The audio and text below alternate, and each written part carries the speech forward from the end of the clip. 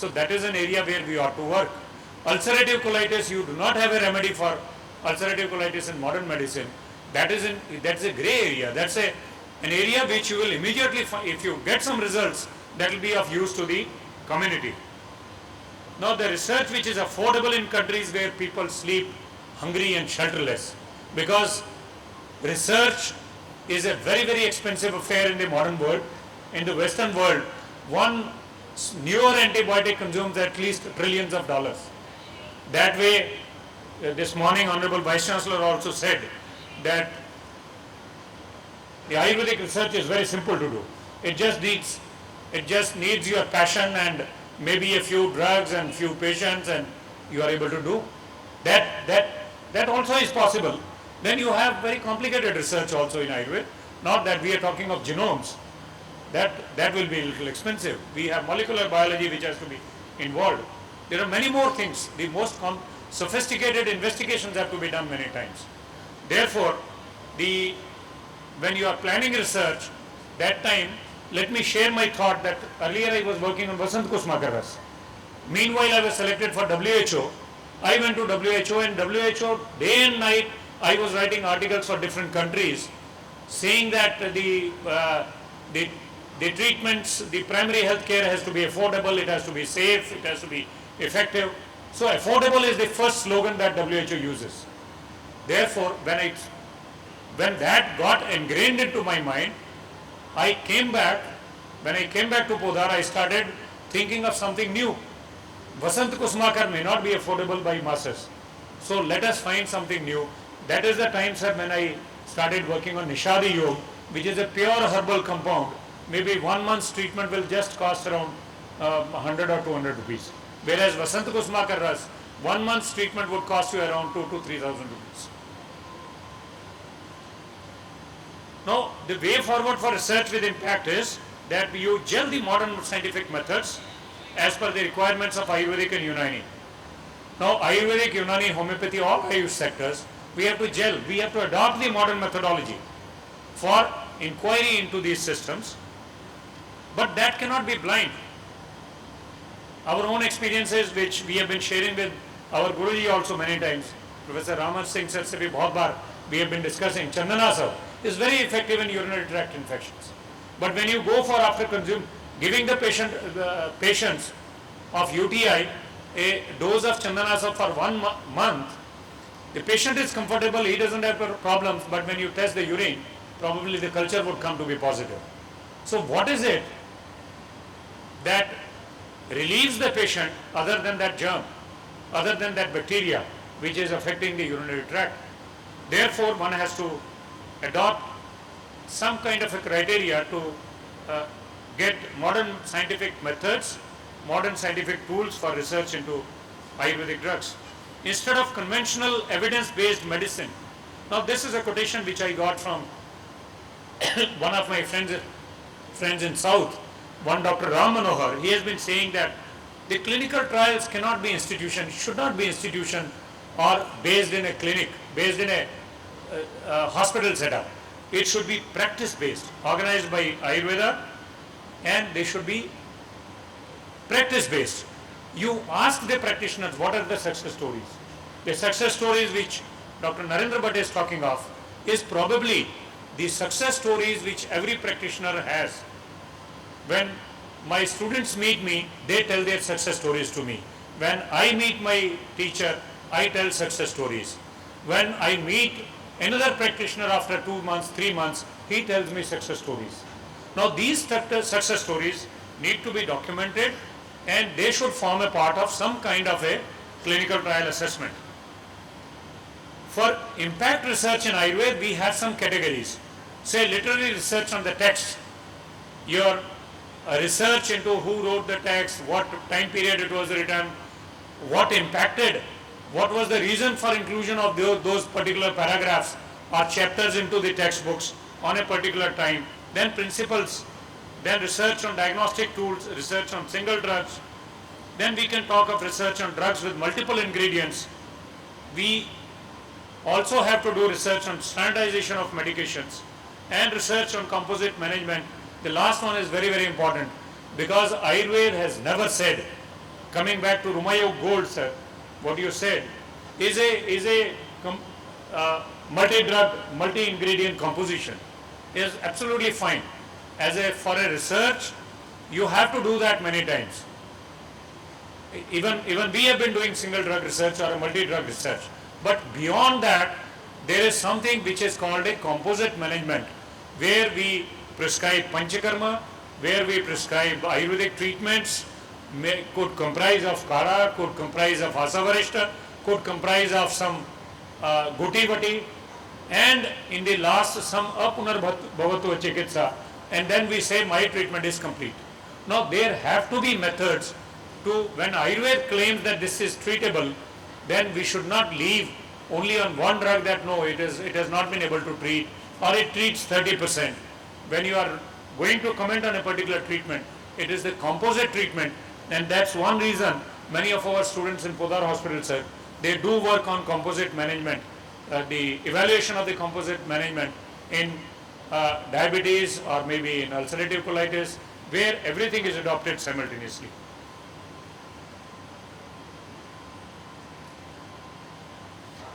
Now, Ayurveda research would never come free.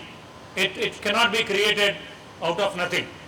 Government of India advises that 10% of the budgets, we have been talking about it, 10% of the budget, the Government of India has been writing to all state governments time and again. I have received at least 10 letters in my office, directing the state governments that 10% of the total health budget should be allocated for Ayurveda.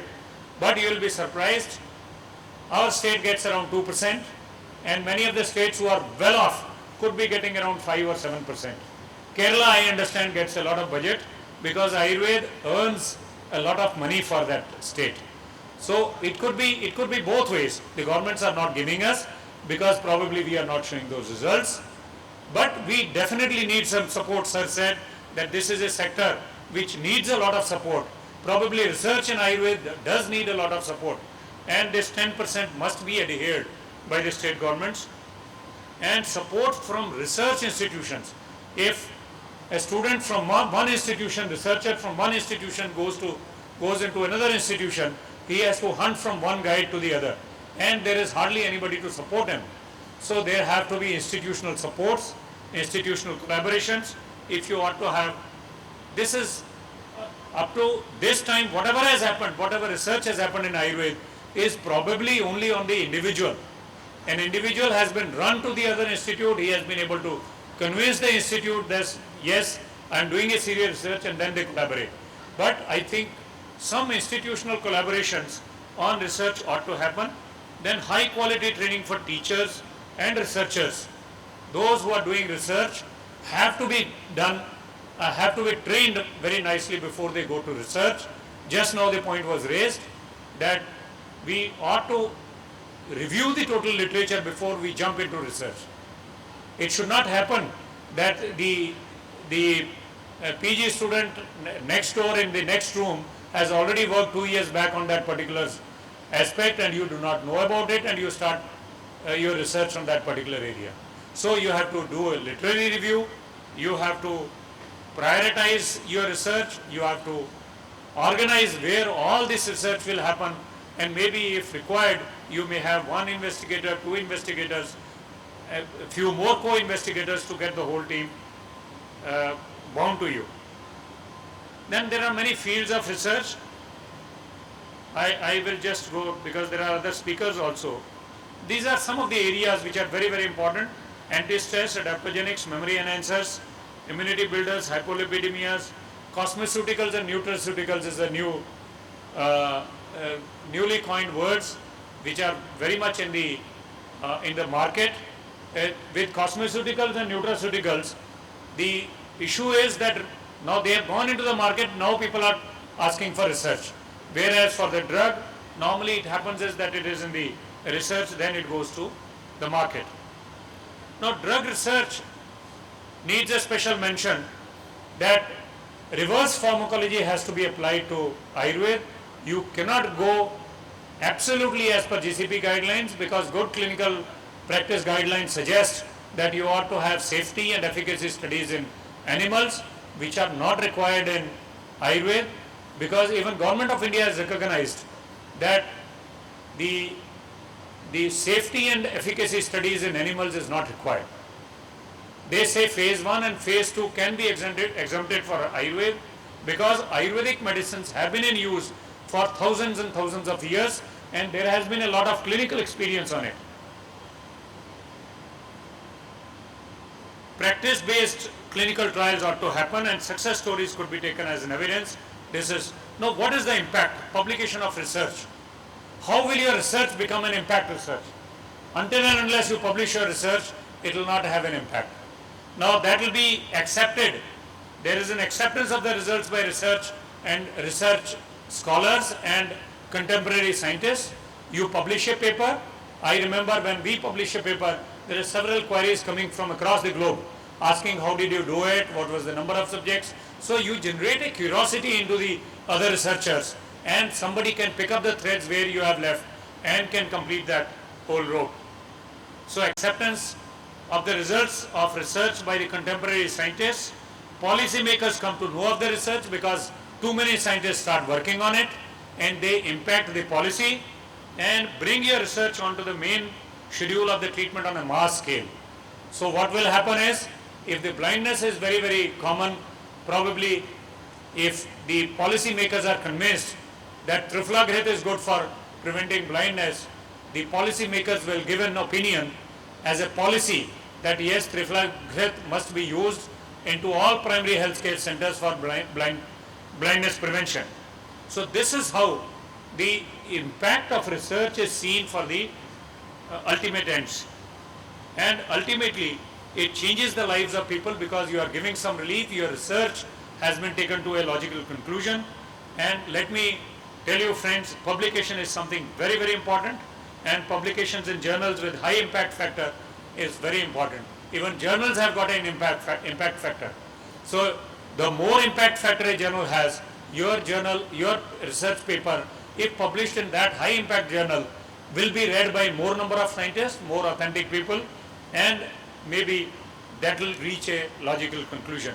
With that, I end my words. I'll be open for discussion when I take seat. Thank you so much. Well, thank you so much, Dr. Kohli. It was a very good bird's eye view of overall how we can have an impactful research. And without wasting time, I will invite Dr. Tambole to share his views, please. Yeah.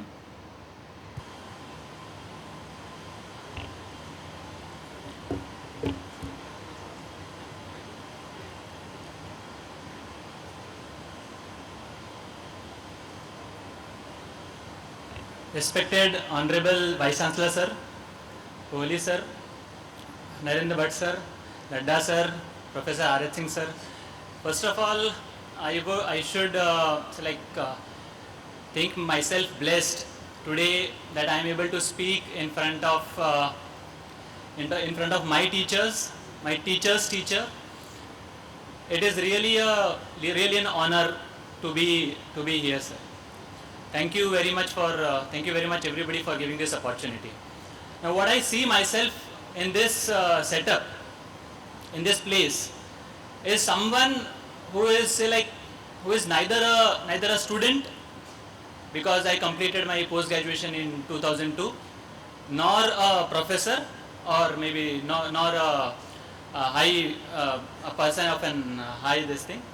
I see myself as a person in between students and the authority, and probably that is the best place to put forward my opinions, my concerns, and rather students' concern. And if I am able to create a bridge, probably this 10 minutes or 15 minutes, I'll think that probably the message has gone properly. Now, when we were doing our post-graduation studies, the same problem that every Ayurvedic student faces, same problem we also faced, that there was tremendous amount of lack of interest into doing a genuine research. Now, when there is a lack of interest, then probably we'll not be able to do justice to research. That's the first thing. the other thing was that what will happen if at all we do a good research, what is going to come out of it? That was like the target. Again, we were not having those target. I'm talking about those 3 critical years in the age of 25 to 28, the most productive period of our life. Like engineers and maybe doctors or like scientists, they give their peak in that age. And in that period of those 25 to 28 years, we as Ayurvedic students doing our postgraduate studies probably waste our time in those 3 critical years. And therefore, after 10 years of spending time in the industry at the possible lowest position and at a middle level position, I find that if those 3 years could have been used or would have been used for something, for the betterment of Ayurveda, for the betterment of ourselves, then probably would have done justice to those 3 critical years. And therefore, we're not able to see the slides there. And therefore, okay. And therefore, I want to project some very critical issues in front of the teachers as well as the students. As we discussed, that lack of interest is the biggest problem. So somehow we need to create the responsibility of both the institution as well as the students, that somehow we create interest in research, create interest in doing research. And one leaf that we today learned from Honorable Vice Chancellor Sir is that fund that is required for research, that's a fantastic proposition, fantastic proposal that at least 50 students will be there, and those 50 students will have that opportunity to do with interest their research, that yes, my university is at the back of me to support. It's not the question of that 25,000 rupees. It's the support that the university gives. It's the backup that he thinks that, okay, my research is being recognized by a board, recognized by a system. That is what he thinks. Not only recognized by his guide, who is ultimately going to sign and he is going to pass out his MD. So that is what is important, the first thing. Therefore, institutional support, institutional backups, institutional fundings, you may call in different languages, whatever it is, but that is what creates interest in research. And then, if the researches are good, probably the acceptability of the students as the future researchers in the industry, that could be one area where like our company also would like to have like 4 or 5 or 6 good research guys who are there, who can contribute to the industry. It's like the industry is always open, but because the industry finds that there is tremendous amount of lack of that aptitude which is required in industry, that is the reason that we do not get, or we are not able to say like get good candidates. Now where we are doing wrong, like how we are, say like those 3 years, what we are doing wrong. The probably first thing that we find that we are doing wrong is we are doing a lot of repetition and lot of duplication. When you see a research paper, like say a student is given a research work, he finds that the most commonest thing like Yogaraj Google or Srinath Google or Rasnadi Google, that topic is given to a student and to be worked on, say like condition like arthritis. Now this is a fact which is written in the books. It is being researched by not less than hundreds of students, right from BHU, Jamnagar, South, East, West, everybody has researched Srinath Google, and then we are again repeating the same thing with the same protocol, with the same systems, with the same method of analysis, everything same. So what is going to come out of it? So need to have, okay, we do the same work, but at least some addition to it, at least some innovation to it. That is what is required. Then second thing is, there is a tremendous amount of insufficient guidance in research. What is happening in the present scenario or the present system of doing the post-graduation research is, there is one-to-one interaction between the guide and the student. Now this needs to be somehow, say like diluted. Now that dilution can be done only by interactions, and again, like the opportunity of a 7-day workshop, these kind of things, and a workshop in modern medical colleges, workshop in pharma colleges for Ayurvedic students is what is required. We need to understand that what a pharma perspective of the drug is, what a modern diagnostic perspective of a particular disease is. Then only we will be able to say, like, do a proper guided research, what we call. Then the other thing is, even if we do 3 years of research, ultimately it is considered to be of no value, or of a low value. Then we need to be very, very precise on that as well. Research limited or confined only to the institute. The research is just considered that it will be only in the institutional use and nowhere else. So what? Then there are different issues there where the way we are going wrong is probably we are not applying proper statistical methods. We are not taught proper statistics.